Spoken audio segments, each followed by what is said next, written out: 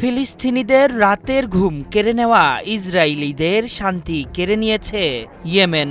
দখলদারদের অহমিকা ভেঙে চুরমার করে দিয়ে তাদের ভূখণ্ডে একের পর এক সফল হামলা চালাচ্ছে প্রতিরোধ যোদ্ধারা।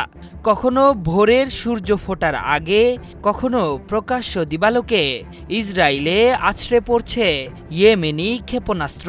এবার তো হাইফা সহ উত্তর ইসরায়েলে মুহুর্মুহু হামলা চালিয়েছে তারা।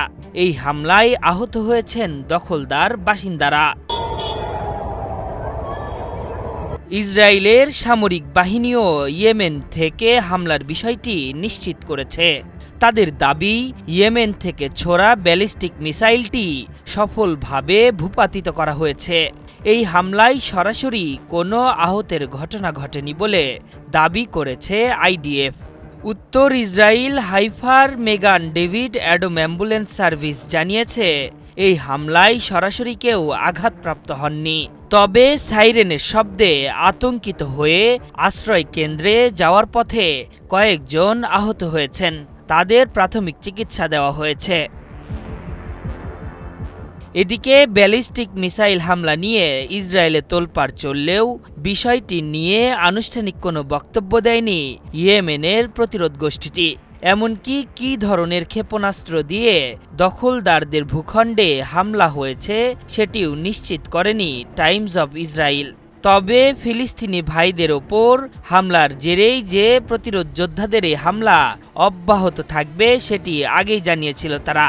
আরও একবার হামলার মধ্য দিয়ে গোষ্ঠীটি জানালো, আরব শেখদের মতো চুপ থাকবে না তারা। মুসলিম ভাইদের জন্য লড়াইয়ের ময়দানে ঘাতকদের শিক্ষা দিতেই প্রতিজ্ঞাবদ্ধ তারা।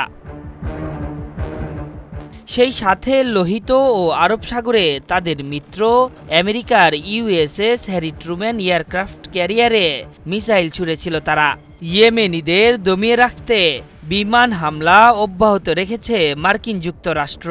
তবে তাদের হামলা কোনোভাবেই প্রতিরোধ যোদ্ধাদের থামাতে পারবে না। শুধুমাত্র ফিলিস্তিনে শান্তি প্রতিষ্ঠার মাধ্যমেই ইয়েমেনি যোদ্ধারা শান্ত হবেন বলেও জানিয়েছে ইসলামী আন্দোলন গোষ্ঠীটির মুখপাত্র। এদিকে গাজায় যুদ্ধবিরতি শুরু করতে বড়সড় পদক্ষেপ নিয়েছে ইসরায়েল হামাসের মধ্যস্থতাকারী দুই দেশ কাতার ও মিশর। তারা জানিয়েছে, এই যুদ্ধবিরতি চুক্তি আগামী 2 থেকে 3 বছরের জন্য এই অঞ্চলে শান্তি প্রতিষ্ঠায় অগ্রণী ভূমিকা রাখবে।